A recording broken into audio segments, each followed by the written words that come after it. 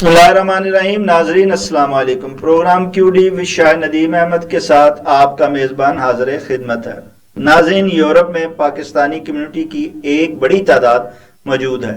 लेकिन आजकल यूरोप में मुसलमानों के खिलाफ जज्बात में इजाफा होता जा रहा है। इस आग पर बोको हराम और दाइश और तालिबान की वहशतनाक मुजालम मजीद तेल गिरा रहे हैं। इस सूरत हाल की वजह से ऐसी खबरें और मज़ामीन अवाम की तवज्जो खींच रहे हैं कि मकामी मुसलमान इंतहा पसंद तंजीमों का आलाकार बनकर मेज़बान ममालिक के लिए परेशानी पैदा कर देंगे। इस तशवीश की वजह से मेज़बान माशरे का मुसलमानों से बर्ताव सख्त से सख्त होता जा रहा है। हत्ता कि लिबरल सियासतदान भी इमिग्रेशन के कवानीन को सख्त बनाने की बात कर रहे हैं। इस रवैये की वजह से नौजवान मुसलमानों को मुलाजमत तलाश करने में भी दुश्वारी पेश आ रही है। फ्रांस के बाज़ इलाकों में भी मुसलमानों में बेरोज़गारी की शरह 40% तक पहुँच चुकी है। ओवरसीज़ मुसलमान कम्युनिटी के ख़िलाफ़ बढ़ते जज्बात को कैसे रोका जा सकता है और कैसे वहाँ की कम्युनिटी को अपना हमदर्द बनाया जा सकता है, इस पर इज़हार ख्याल के लिए आज हमने यूरोप के ही फ्रांस से जनाब सीनियर साफ़ी तजियाकार सियासी व समाजी रहनुमा जनाब साहबजादा अतीकुर रहमान साहब को मदऊ किया है। हम इनके इंतहाई शुक्रगुजार हैं कि प्रोग्राम में वीडियो लिंक पर शरीक हो रहे हैं। जनाब अतीकुर रहमान साहब, इससे पहले कि मैं मौजू की तरफ आऊँ, आप वहाँ एक तवील अरसे से क़याम पजीर हैं फ्रांस में और तकरीबन सारे यूरोप में आप घूमते फिरते हैं और अपनी खिदमत सर अंजाम दे रहे हैं। आप बतौर सहाफ़ी, बतौर सियासी व समाजी कारकुन, आपकी बड़ा वहाँ जो है वो लोग जानते हैं आपको इस हवाले से और आपकी खिदमत को सराहते हैं। ये कैसे हो रहा है? बंदा वहाँ जाता है, यूरो कमाता है, मौजें करता है और ख़ुद को बनाने की ज़्यादा कोशिश करता है, तो ये जो आप सहाफ़ती और समाजी कामों में आप लगे हुए हैं, इसकी क्या वजह है? शुक्रिया शाहिद साहब ने प्रोग्राम में मौका देने का। तो मसला ये कि सर अक्सरियत तो यहाँ पे आज भी और पहले भी, आज से 4 अशरे 5 अशरे कबल भी, जब वो यूरोप में तशरीफ जो भी लोग आए तो उनका असल मकसद तो रोजगार ही था। फिर ऐसा तो ये होता है कि जैसे जैसे कोई इंसान उस माशरे में सेट हो जाता है, उसको बेहतर नौकरी मिल जाती है, बहुत बेहतर मुलाजमत मिल जाती है, या कोई अच्छा बिजनेस वो शुरू कर देता है, तो फिर उसकी ये भी कोशिश होती है कि अब अपना जो फालतू वक़्त है या अपने मसरूफ वक़्त में से भी अक्सर बंदे के शौक और उसका जो लगन है उस हवाले से, तो फिर वो जो दूसरी एक्टिविटीज है वो भी करता है। जैसे बहुत से लोग किसी खेल में, किसी तफरीह में, किसी मशगले में हो जाते हैं, तो बहुत से लोग इसी तरह मुख्तलिफ जो सियासी, समाजी या फलाही सरगर्मियां हैं वो वही वक़्त जो है उधर देना पसंद करते हैं। तो मैं 93 में फ्रांस में आया और यहाँ पे आके जैसे दूसरे सब लोग हैं उसी तरह कोई काम काज मजदूरी शुरू की और उसके बाद जैसे जैसे मुझे वक़्त मिलता गया, मेरी कोशिश रही कि मैं किसी न किसी पॉजिटिव सरगर्मी में अपना वक्त सर्व करूं ताकि जो मेरे लिए भी एक इत्मीनान का बायस हो और हमारी जो पाकिस्तानी कम्युनिटी है उसके लिए भी कुछ कर सकूं। तो सबसे पहले फ्रांस में, बल्कि मेरा ख्याल है पूरे यूरोप में शायद जो सबसे पहले पाकिस्तानी सहाफियों का जो प्लेटफॉर्म बनाया गया, Pakistan press club Paris France, वो मैंने और मेरे साथ 3 और दोस्त थे जो उस वक्त, क्योंकि टीवी तो होते नहीं थे, अखबारात ही थे, तो सबसे पहले जो प्रेस क्लब की बुनियाद रखी और फिर उससे यहाँ पे फ्रांस में जो सरकारी कवानीन है उनके तहत उसको यहाँ पे रजिस्टर करवाया। और मैं समझता हूँ कि शायद पूरे यूरोप में फ्रांस पहला मुल्क था जहाँ पे पाकिस्तानी सहाफियों ने अपने आप को रजिस्टर करवाया। तो उसके बाद जैसे जैसे वक्त गुजरता गया, उस वक्त भी, उसके बाद भी कश्मीर का मसला हो, पाकिस्तान का मसला हो,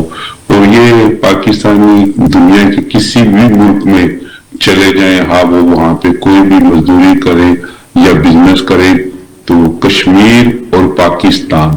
یہ دو چیزیں جو ہیں وہ ہر پاکستانی اوورسیز کا ٹوٹا ہے. اور میں سمجھتا ہوں کہ جب ہم پاکستان سے ہجرت کر کے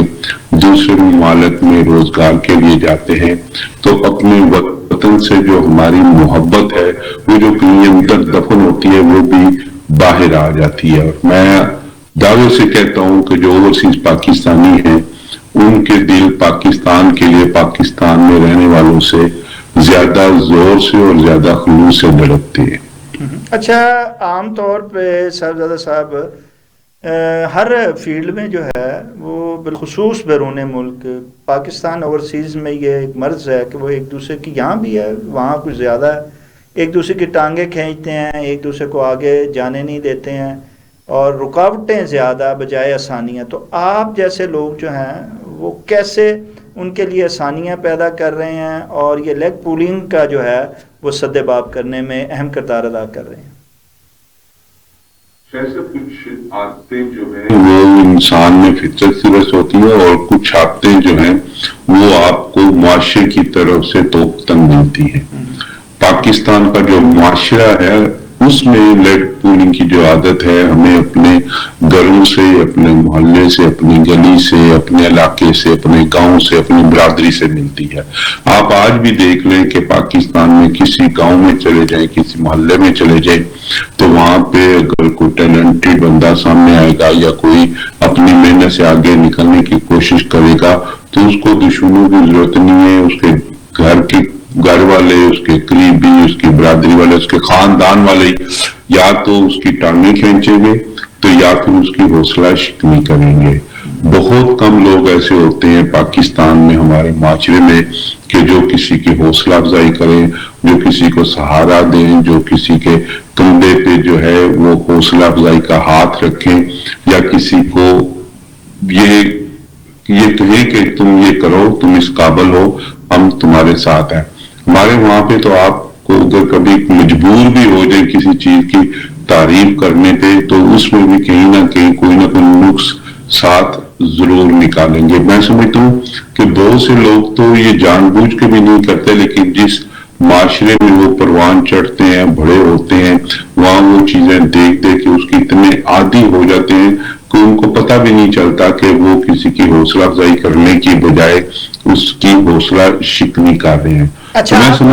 صاحبزادہ عتیق الرحمان صاحب، آپ صحافت کے حوالے سے جیسے آپ نے بتایا پریس کلب کا آپ نے قیام، اس کو بنانے والوں میں آپ پہلے وہ شخص ہیں، اس کے ساتھ ساتھ آپ مختلف اخباری جو ہیں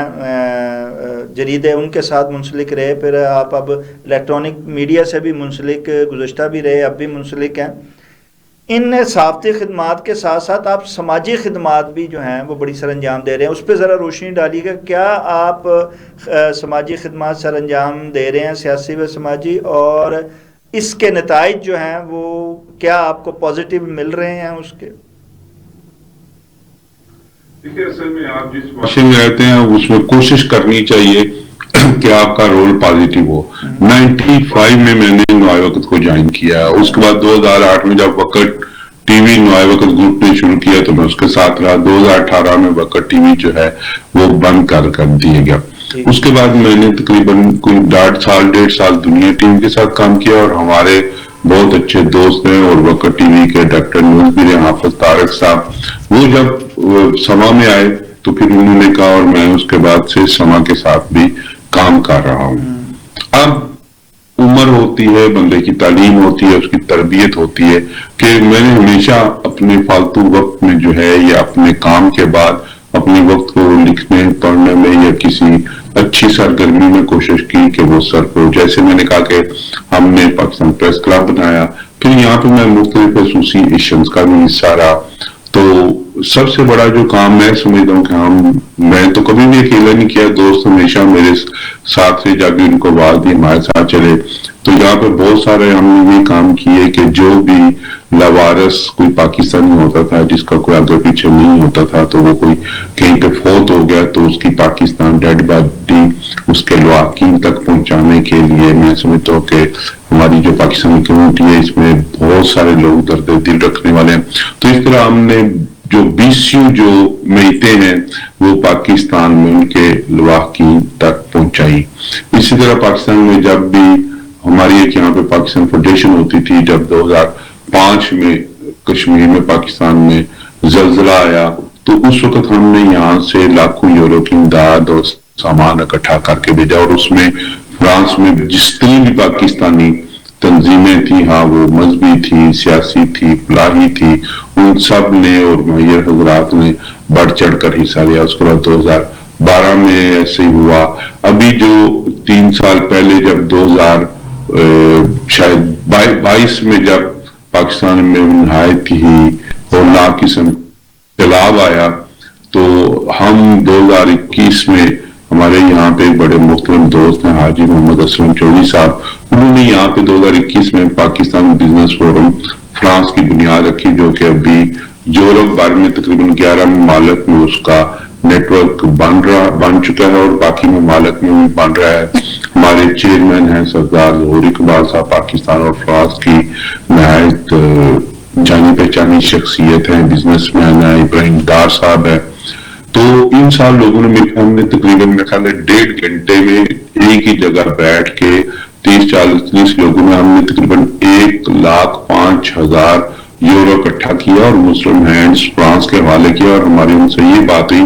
कि जितने पैसे पाकिस्तानी कम्युनिटी इकट्ठी करेगी उतने ही पैसे मुस्लिम हैंड्स जो है वो अपनी तरफ से डाल के और पाकिस्तान में जिस इलाके काम किएंगे वहां पे वो पैसा खर्च किया जाएगा।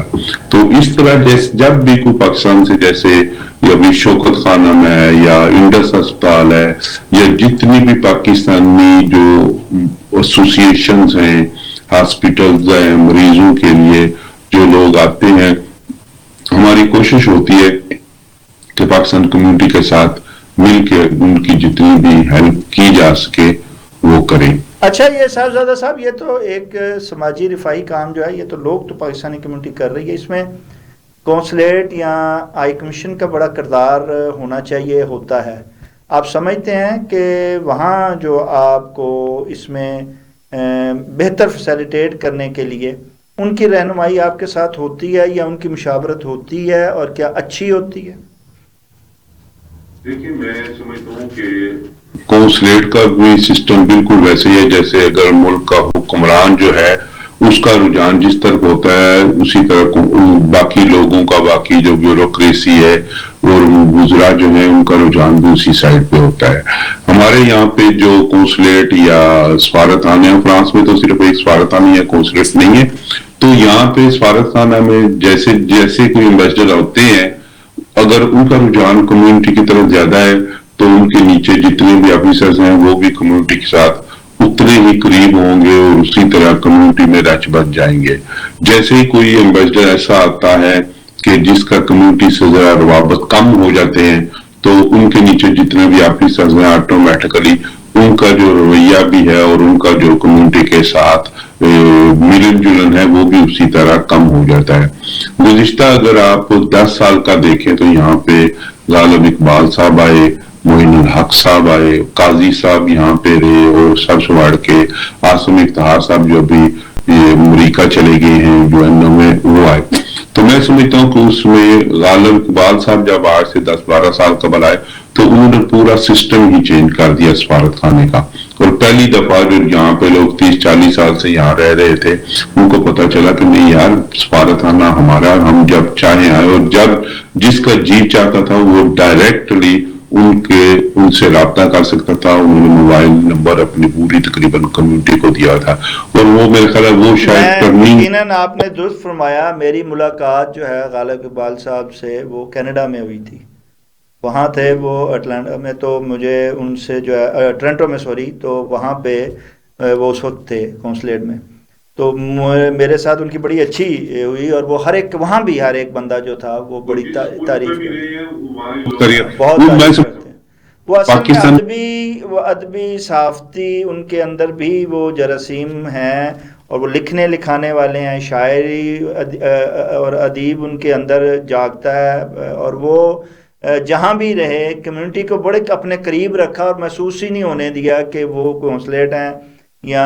उनमें कोई बिल्कुल भी ज़रा भी जो थी वो वहाँ नहीं थी। तो दूसरे शख्स आप हैं जिन्होंने یہاں وہ یورپ رہے ہیں تو آپ اتنی ان کی اچھی جو ہے وہ تعریف، بلکہ انہوں نے وہاں بھی نظام بدلا تھا، یہاں بھی آ کے میرے خیال وہ جہاں بھی جاتے ہیں اگر سفارت خانہ پاکستان میں عزت ملنی شروع ہوئی ہے تو میں سمجھتا ہوں ان کے دور میں ملنی شروع ہوئی، اور کمیونٹی کا کوئی ایسا ایونٹ، کوئی پروگرام نہیں ہوتا تھا جس میں وہ خود موجود نہیں ہوتے تھے، اگر اپنی کسی مصروفیت کی وجہ سے وہ وہاں نہیں پہنچتے تھے تو جو ان کے سیکنڈ ہوتے تھے باقی افسر وہ ضرور. اچھا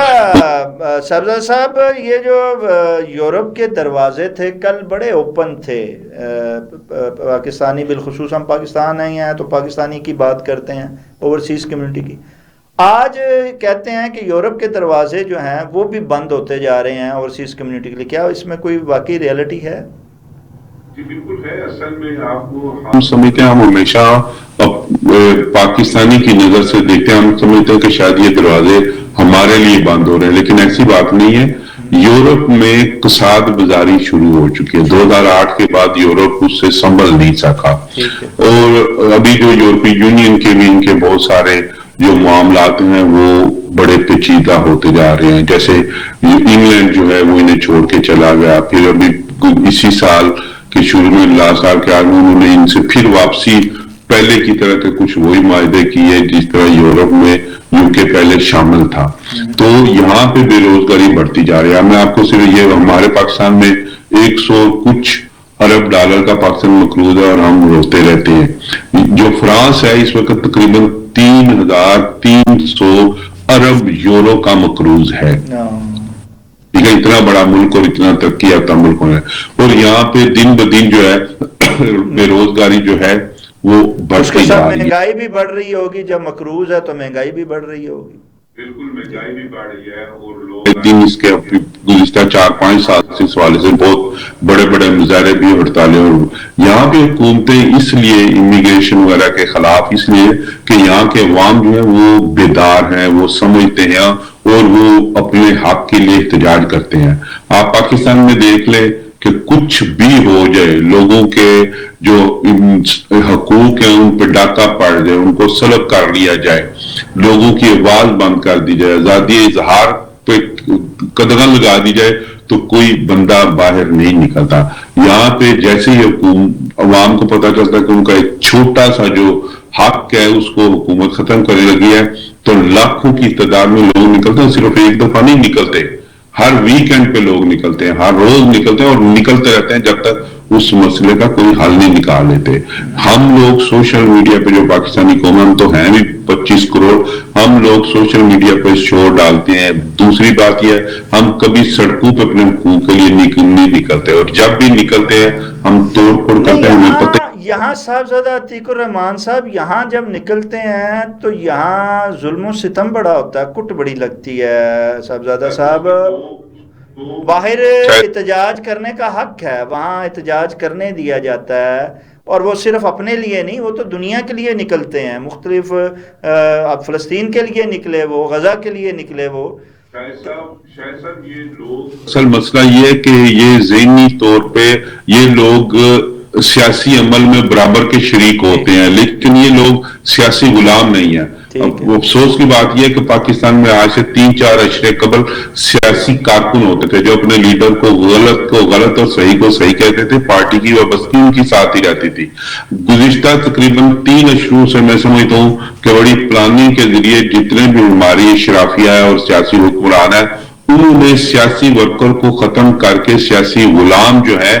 ان کو جو ہے بڑھاوا دیا ہے. آج آپ کو ہر پارٹی میں سیاسی غلام ملیں گے، آپ کو سیاسی ورکر نہیں یعنی ملے گا. ہر پارٹی میں ڈکٹیٹرشپ ہے، آپ کہتے ہیں جمہوریت نہیں ہے. سیاسی ورکر جو تھا وہ اپنے لیڈر پہ تنقید،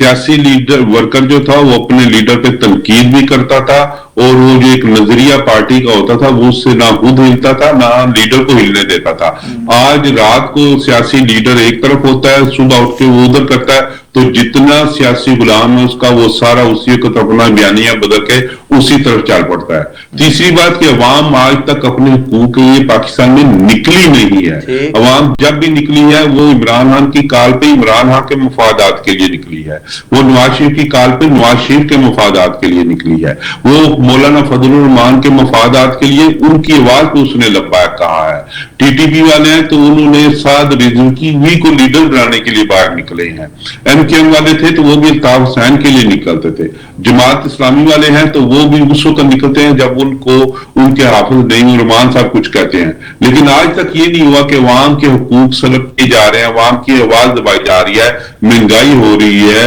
लोगों की पेंशनें रोकी जा रही हैं। तो आज तक आपने नहीं देखा होगा कि अवाम ने खुद किसी मुजाहरे की, किसी हड़ताल की, किसी इख्तिजार की कॉल दी हो और उसमें लोग निकले हों। यहाँ पे आप अतीकुर रहमान साहब, आपका कहने का मतलब यह है कि इस मुल्क में कई अशरों से अवामी लीडर ही कोई नहीं है जो अवाम की बात करे, अवाम के हक के लिए निकले और अवाम अपने हक के लिए उसके साथ मिलकर निकले। आप कहते हैं यहाँ अवामी लीडर ना आया, ना अभी आता हुआ कोई दिखाई देता। बिल्कुल, यहाँ पे सियासी हुक्मरान है जो अवाम को सिर्फ अपने इक़्तिदार के लिए, अपने मफादात के लिए और अपनी करप्शन पे पर्दा डालने के लिए और दबाव बढ़ाने के लिए निकालते हैं। आज तक ना किसी सियासी, ना किसी मजहबी लीडर ने अवाम को उनके हकूक के लिए निकाला है, ना ही कभी महंगाई के खिलाफ, ना ही कभी आजादी इजहार राय के लिए, और ना ही उनके हकूक के लिए उनको आवाज दी है कि बाहर निकले, आपके हकूक सलब हो रहे हैं और इनके लिए आवाज उठाएं। आप समझते हैं मुस्तकबिल में कोई ऐसा अवामी लीडर आता हुआ अवाम में से जो अवाम की आवाज़ उठाए और अवाम फिर उसके साथ निकले, या आप समझते हैं कि नहीं, अवाम खुद ही एक ना एक दिन इतना उस पर दबाव बढ़ेगा कि वो खुद ही बाहर निकल आएगी?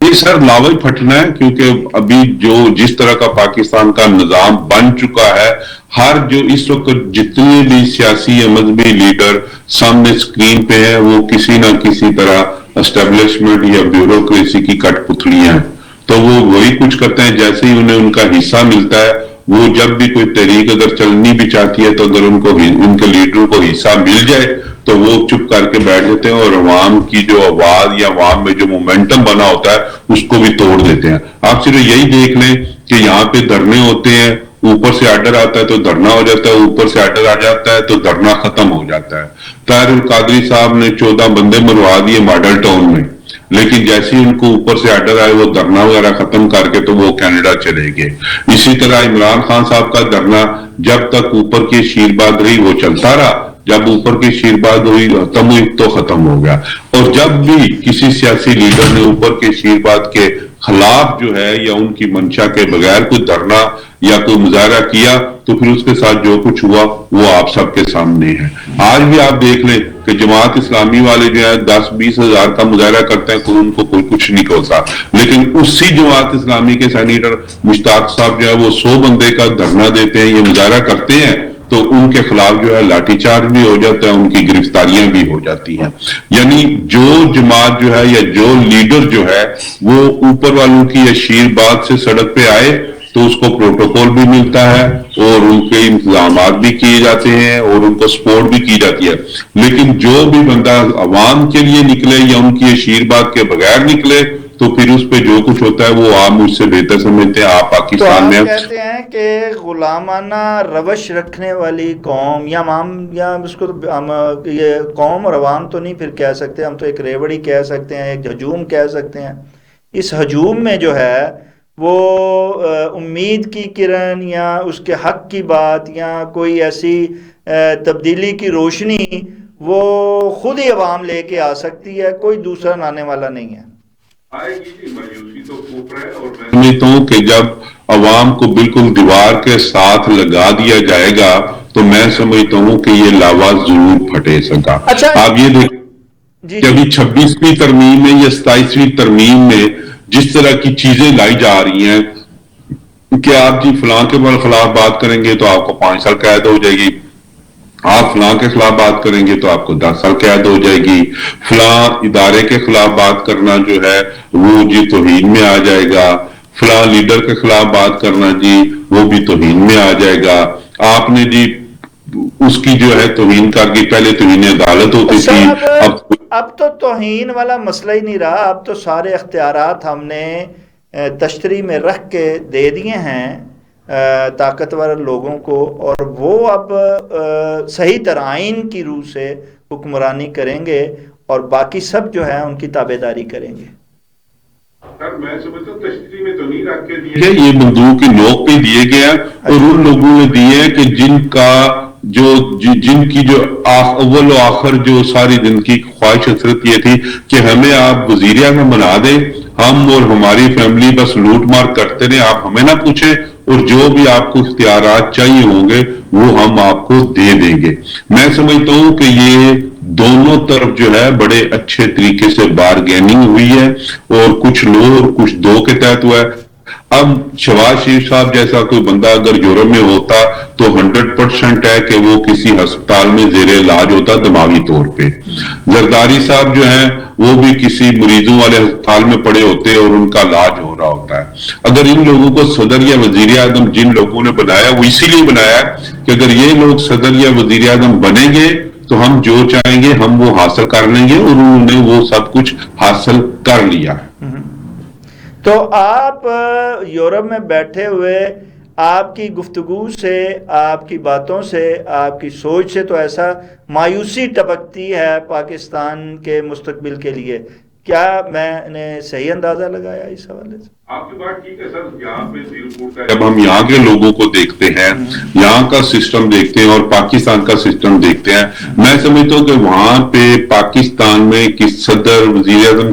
کہ بچوں کا پروٹوکول جتنا ہے، یہاں پہ فرانس جیسا جو 5ویں بڑی طاقت ہے دنیا کی، سلامتی کونسل کا ممبر ہے، یورپ کا بانی ہے، یہاں کے صدر کا اتنا پروٹوکول اور سیکیورٹی نہیں ہے جتنی پاکستان میں کسی شہباز شریف کے بچوں کی ہوگی، مریم نواز کے بچوں کی ہوگی، یا زرداری صاحب کے بچوں کی جو سیکیورٹی اور پروٹوکول ہے، اور جتنا پیسہ اسٹیٹ ان پہ خرچ کاری ہے۔ میں آپ کو گارنٹی کے ساتھ کہتا ہوں کہ اتنا خرچہ سیکیورٹی اور پروٹوکول فرانس یا یورپ کے کسی بھی ملک کے صدر یا وزیر اعظم کا نہیں سر ہوگا۔ یہ تو یہاں موجیں کر رہے ہیں، لیکن یہ ایک دعویٰ ہمیشہ ہی کرتے رہے، لیکن یہ موجودہ حکومت تو یہ بڑا دعویٰ کر رہی ہے کہ وہ اوورسیز کے لیے بڑا کچھ کر رہی ہے، اوورسیز کے بڑے مسائل حل کر دیے ہیں، اوورسیز کمیشن کا قیام کر دیا ہے، وہاں باقاعدہ ایک بہت بڑی جو ہے وہ کانفرنس بھی ہو گئی، یہاں پہ وہاں اجلاس بھی ہو گیا،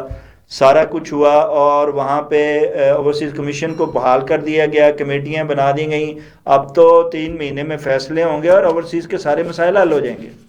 یہ جو 3 مہینے عدالت والا نا، ہم بڑا او پی ایف کے جب نئے چیئرمین سید قمر رضا آئے تو پورے اوورسیز میں بلکہ پوری دنیا میں کا جو سب سے پہلا اور بڑا پروگرام ہوا وہ ہم نے فرانس میں کروایا تھا، اور انہوں نے ہم سے کچھ وعدے کیے جس میں خاص طور پہ اللہ وعدہ جو ہے ان کا پورا ہو گیا۔ لیکن پاکستان میں ادارے جو ہیں اور بیوروکریسی جو ہے وہ اتنی مضبوط ہے کہ وہ کسی کو اتنی جلدی جو ہے نہ اس سے ہار مانتی ہے نہ پھر۔ اب میں آپ کو چھوٹی سی مثال بتاتا ہوں، آپ اس سے اندازہ لگا لیں کہ ہم جو پاکستان میں بیٹھے ہیں اوورسیز کو کس طرح ذلیل کرتے ہیں۔ گزشتہ 15-20 سال سے جو ہے وہ نادرا کا سسٹم چل رہا، اور ہم بڑے فخر سے کہتے ہیں کہ ہم نے دنیا کے کئی ممالک کو یہ جو نظام جو ہے وہ بنا کے دیا، اور ہمارا نظام دنیا میں بڑا اچھا نظام ہے، میں مانتا ہوں۔ اب مجھے یہ بات بتائیں کہ میرا آئی ڈی کارڈ پاکستانی بنا ہے، شناختی کارڈ جس کو ہم کہتے ہیں، ٹھیک ہے، اور وہ باقاعدہ ڈیجیٹل ہے۔ اس کے بعد میرا پاسپورٹ بنا، وہ بھی اسی طرح کا ہے۔ اب میرا پاسپورٹ ختم ہو گیا، میں 6 مہینے سال پاسپورٹ نہیں بناتا، اس کے بعد میں پھر مجھے یاد آتا ہے کہ میرا پاسپورٹ ختم ہے، تو میں جب پاسپورٹ بنانے جاتا ہوں تو آپ یقین کریں گے کہ ہاں نارملی تو میں صرف اپنے جب فنگر پرنٹ میرے ڈالیں یا میرا نمبر آئی ڈی کارڈ کا ڈالیں تو میرا پورا ڈیٹا جو ہے وہ سامنے کمپیوٹر کی سکرین پہ آ جاتا ہے۔ لیکن آپ یقین کریں کہ صرف اوورسیز پاکستانی کو ذلیل کرنے کے لیے اور ان کے جو پیچھے پاکستان میں ان کے گھر والے بیٹھے ہیں ان سے پیسے حاصل کرنے کے لیے، رشوت لینے کے لیے ایک نیا سسٹم بنا دیا گیا کہ اب پاسپورٹ کی انکوائری، بھائی کس چیز کی انکوائری کرنی ہے؟ انکوائری اس وقت ہوتی تھی جب پیپر پہ ہاتھ بنایا جاتا ٹھیک ہے۔ اب آپ صرف آئی ڈی کارڈ کا جب نمبر کمپیوٹر میں ڈالتے ہیں تو تو آپ کے سامنے اسکرین پہ اس بندے کا پورا ڈیٹا جو ہے وہ ہر چیز سامنے آ جاتی ہے. پھر وہ جو انکوائری جو ہے اب وہ لیٹ ہونی شروع ہو جاتی ہے, اور وہاں پہ جو لوگ بیٹھے ہیں ان کو پتا ہوتا ہے کہ جیسے ہی لیٹ ہوگی اس بندے کو اس کے پاسپورٹ کی ضرورت ہوگی کسی آپ فرینچ آفس میں اپنے پیپر نیو کروانے کے لیے, سفر کرنے کے لیے. تو عتیق الرحمان صاحب آپ کہتے ہیں کہ مسائل کا انبار بڑا ہی ہے, یہ اوورسیز کمیشن اور وہاں کونسلیٹ کا کردار, ان ساروں کا اگر مجموعہ کیا جائے تو سوائے اوورسیز کو لولی پاپ کے اور کچھ بھی نہیں ملا کبھی, اور ناب بھی ہے. 5 سے 10% مسئلے حل کیے جاتے ہیں, لیکن جو مسئلے حل ہوتے ہیں جہاں پہ وہ لوگ بیٹھے ہوئے ہیں پاکستان میں, کیونکہ ان کی آمدنی اسی طریقے سے, ان کی کمائی اسی طریقے سے ہے, تو وہ اسی طرح کا کوئی اور مسئلہ نکال لیتے ہیں. گزشتہ دنوں میری 1-2 لوگوں سے سوالے سے بات ہوئی تو میں نے کہا جی کہ جب آن لائن سب کچھ ہو رہا ہے تو کبھی آن لائن ویزے میں پرابلم آ جاتی ہے, کبھی آن لائن پاسپورٹ میں پرابلم آ جاتی ہے, تو وجہ کیا ہے؟ جب ہم نے کروڑوں ڈالر لگا کے اپلیکیشن بنائی ہے سب کچھ, تو مجھے انہوں نے بتایا ان کا مسئلہ یہ ہے کہ یہ جان بوجھ کے کرتے ہیں. اگر ویزا جو ہے وہ بھی 100% آن لائن شروع ہو جائے, اگر پاسپورٹ بھی 100% آن لائن ہونا شروع ہو جائے, اس میں کوئی پرابلم نہ آئے, تو جو باہر کے ممالک میں, بڑے بڑے یورپین ممالک میں جو ان لوگوں کی نوکریاں لگی ہوئی ہیں, نادرا والوں کی, پاسپورٹ آفس والوں کی, وزارت داخلہ والوں کی, تو ان کی تو ضرورت ہی نہیں رہے گی, تو ان لوگوں کو واپس جانا پڑے گا. تو آپ کہتے ہیں کہ یہ جو اوورسیز کمیشن میں بھی عہدے ملے ہیں وہ بھی انجوائے کرنے کے لیے انہیں ملے ہیں,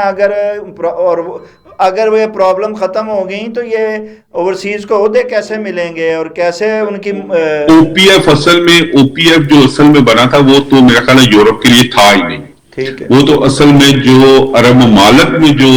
کئی ملین لوگ گئے تھے اور ان کے فنڈ تھے اس وجہ سے بنا اور وہی چلا. لیکن یہ کہ او پی ایف میں میرا خیال ہے ابھی یورپ سے صرف چیئرمین صاحب ہی بنے ہیں اور ان کو تقریباً 1 سال سے زیادہ ہو گیا. انہوں نے یورپ کے ہر ملک میں, چیئرمین بھی برطانیہ سے ہیں جی, برطانیہ سے ہیں جی بالکل, اور انہوں نے بلکہ پورے یورپ میں کوآرڈینیٹر بنانے تھے. لیکن میرا خیال ہے شاید پاکستان کی بیوروکریسی جو ہے وہ شاید ان سے زیادہ پاورفل ہے کہ 1 سال ہو گیا وہ, اس میں تو کوئی شک نہیں ہے, 1 سال ہو گیا وہ یورپ میں او پی ایف کے کوآرڈینیٹر جو ہے وہ اناؤنس نہیں کر سکے. اس سے پتا چلتا ہے کہ ان کو چیئرمین اور وائس چیئرمین دورے تو کر رہے تھے, یورپ کے بھی دورے کیے, برطانیہ کے بھی کیے, اسپین میں انہوں نے کیا ہے, شاید بیلجیم میں بھی کیا, اور ملکوں کچھ مسائل حل ہوئے ہیں. لیکن بہت سارے ایسے مسائل کہ جن کا واسطہ تقریباً ہر دوسرے پاکستانی کو پڑتا ہے, ان کو لکھ کے بھی دیے. انہوں نے اس حوالے سے انہوں نے کہا جی وزیر اعظم سے بھی بات ہو گئی ہے, chief of army staff field marshal سے بھی بات ہو گئی ہے, لیکن مسائل حل نہیں ہوئے کیونکہ سر رویوں میں جب تک تبدیلی نہیں آئے گی, چاہے یہاں ہو چاہے وہاں ہو, کیسے حالات بہتر ہوں گے, کیسے ادارے جو ہیں وہ فعال کردار ادا کر سکتے ہیں. سب سے پہلے تو یہ ہے کہ پاکستانی کہتے ہیں جی وہاں نسل پرستی بڑی ہو رہی ہے, لیکن اور ہم پہ ظلم کیا جا رہا ہے, لیکن یہ نہیں بتاتے کہ ہمارے رویے جو ہیں وہ ان کے ساتھ کیسے ہیں. اب دیکھیے آپ بتائیے, آخری سوال, کہ یورپ میں لوگ تو بڑے اچھے ہیں, وہ سارے تہذیب یافتہ ہیں, سلجھے ہیں, تعلیم یافتہ ہیں, انسانی حقوق کی بات کرتے ہیں, پھر اس کے باوجود وہ تشدد کا نشانہ اگر بناتے ہیں یا ان کے رویوں میں سختی آتی ہے, تو کیا آپ سمجھتے نہیں ہیں کہ اس میں ہمارے رویوں کا کردار ہے جس کی وجہ سے ہم ان مسائل کا سامنا کر رہے ہیں اور ہمیں خود کو ٹھیک کرنے کی ضرورت ہے. جی اصل میں اس مسئلے کو اچھالا جاتا ہے, مسئلہ اتنا زیادہ نہیں ہے. ٹھیک ہے, اور اصل بات کی طرف ہم لوگ نہ دھیان دیتے ہیں, اور بلکہ اس کی طرف سے کبوتر کی طرح سے آنکھیں بند کر لیتے ہیں. ہم لوگ اس یہ جو معاشرہ یہاں پہ آپ کہہ لیں کہ ہم مہاجر ہیں, جس طرح پاکستان میں افغانی یا ہمارے پنجاب میں ہمارے پٹھان بھائی آتے ہیں تو وہ روزی روٹی کے لیے چھوٹے سے چھوٹا یا سخت سے سخت کام بھی کر لیتے ہیں. ہم اپنے بچپن میں دیکھتے رہے کہ ہمارے وہاں پہ وہ پتھروں کے سڑک توڑنے کا سارا کام جو تھے وہ پٹھان لوگ کرتے تھے. پاکستانی پنجابی لوگ اس طرح کا کوئی کام نہیں کرتے تھے. ہمارے پاکستانی ہاتھ ہوتا ہے, کیونکہ ہم پنجاب سے تعلق ہے, تو پنجاب کے لوگ ہم یہی دیکھتے تھے کہ جس لڑکے نے کر لیا وہ اس کا جی چاہتا تھا کہ میں کسی سرکاری دفتر میں کسی دفتر میں جا آرام سے بیٹھ کے بے شک کم کماؤں لیکن یہ کروں. یہی سسٹم ہے کہ جو غیر ملکی یورپ کے ممالک میں ہے وہ کام کر رہے ہیں کہ جو یہ لوگ کرنے سے ذرا گھبراتے ہیں، ان کی کوشش ہوتی ہے یہ کام نہ کریں، ہم وائٹ کالر جاب کریں. تو جب بھی بے روزگاری بڑھتی ہے تو ہمیشہ جو ہے جو لوگوں کا رجحان جو ہے وہ غیر ملکیوں کی طرف جاتا ہے کہ شاید ان لوگوں نے ہماری نوکریاں لے لی ہیں. جہاں جہاں غیر ملکی ہیں وہ آپ سمجھیں کہ وہ دوسروں سے کم اجرت پر اور ان سے زیادہ کام کر کے دیتے ہیں، ان سے زیادہ عقل مند ہے، ان سے بہتر کام کرتے ہیں، تو کمپنیز نے ان کو رکھا ہوا ہے. اگر وہ ایک فرنچ جتنی کام کریں تو وہ کوشش کریں گے کہ فرنچ کو رکھا جائے. جیسے بھی آپ نے تھوڑی دیر پہلے ذکر کیا تھا کہ مسلمانوں کو جب واقعی ایک موقع تو یہاں سے چند سال قبل ایسا بھی آیا تھا کہ یہاں پہ کہا گیا تھا جی کہ ایک تو کچھ علاقے ہیں، کچھ ڈپارٹمنٹ ہیں جہاں پہ غیر ملکی زیادہ ہیں، تو کہا گیا تھا کہ جب آپ اپنا سی وی کسی کمپنی کو بھیجیں تو آپ کو اپنا علاقہ جو ہے، اپنا ڈپارٹمنٹ جو ہے وہ لکھنے کی ضرورت نہیں ہے. یعنی اتنا بھی ہوا ہے. جیسے یہاں پہ خواتین گلا کرتی ہیں جی کہ مردوں کے مقابلے میں ہمیں ضرورت کم ملتی ہے، اسی طرح بالکل سچی بات ہے غیر ملکوں کا تو کم، لیکن مسلمانوں کے حوالے سے ایک فرق ضرور ہے. لیکن بہت سارے مسلمان بھی جو ہیں وہ اپنی اہلیت کی وجہ سے ان لوگوں کے لیے ناگزیر بھی ہو چکے ہیں اور بہت اچھی پوسٹ پر وہ موجود ہیں، اور ان ملکوں میں فرانس ہو گئے دوسرے ممالک وہاں پہ اپنی صلاحیتوں کے ساتھ ان ممالک کی معاشی ترقی میں اپنا بھرپور کردار بھی ادا کر رہے ہیں. بہت شکریہ صاحبزادہ عتیق الرحمان صاحب. ناظرین، جیسا کہ اوورسیز سارے ہی ہیں، نسل پرستی ہو، کوئی بھی معاملات ہوں، جہاں بھی انسان رہتا ہے معاملات ہوتے ہیں، لیکن وہاں پہ آپ اگر جیسا کہ صاحبزادہ صاحب نے فرمایا کہ آپ جب پردیس میں جاتے ہیں، پردیسی ہوتے ہیں، ہجرت کر کے جاتے ہیں، مہاجر ہوتے ہیں، تو پھر آپ کو ان کے رویوں کے ساتھ چلنا پڑتا ہے، ان کے جو معاشرتی ہیں نظام، ان کے ساتھ جو ہے کوپریٹ ہونا پڑتا ہے. اگر ہم اپنے رویوں کو تبدیل نہیں کریں گے اور ان سے مقابلہ کریں گے یا ان کے لیے مسائل پیدا کریں گے تو یقیناً پھر آپ کی وہاں پہ مخالفت ہوتی ہے، یا آپ کو نکالنے کے لیے یا آپ کو وہاں سے ہٹانے کی جو ہے وہ ایک کوشش ہوتی ہے. اگر آپ مل کے رہیں گے، وہاں کے قانون کا احترام کریں گے اور وہاں کے لوگوں سے مل جل کر آگے بڑھنے کی کوشش کریں گے تو یقیناً وہ آپ کے ہمدردی بھی کریں گے اور آپ کے ساتھ بھی چلیں گے. تو بات وہی ہے کہ اپنے رویوں میں سب سے پہلے تبدیلی لانے کی ضرورت. وہ لوگ بہت اچھے ہیں لیکن آپ کو اپنے رویوں میں تبدیلی لانا ہے. اگر آپ اپنے رویوں میں تبدیلی نہیں لائیں گے، ان کے ساتھ نہیں چلیں گے، تو وہ بھی آپ کے ساتھ کبھی نہیں چلیں گے. ناظرین، کے ساتھ ہی پروگرام کا وقت ختم ہوا چاہتا ہے. اپنے میزبان شاہ ندیم احمد کو اجازت دیجیے. آپ کا ہمارا ہم سب کا اللہ نگہبان.